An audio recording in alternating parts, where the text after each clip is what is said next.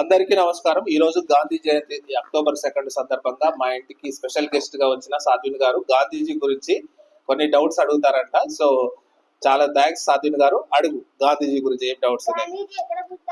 Gandhiji Gujarat state లోని పోరుబందర్ సిటీలో October 2 రోజు జన్మించాడు.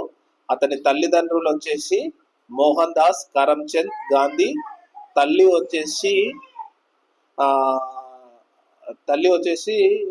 పుత్లీబాయ్.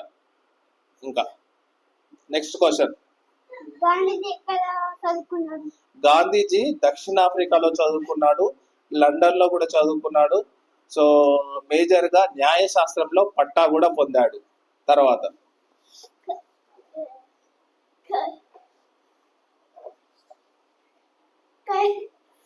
కరెన్సీ నోట్ మీద గాంధీజీ బొమ్మ ఎందుకు ఉంటదంటే మహాత్మాగా ఈ దేశ ప్రజలు అతనికి మహాత్మా అనే బిరుదు కూడా ఇచ్చారు.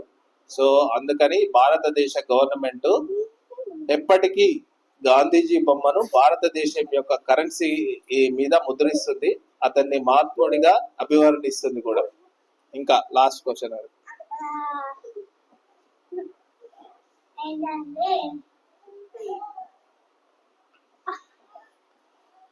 చాలా థ్యాంక్స్ సాధ్విన్ గారు అడిగినందుకు. ఓకేనా, ధన్యవాదాలు.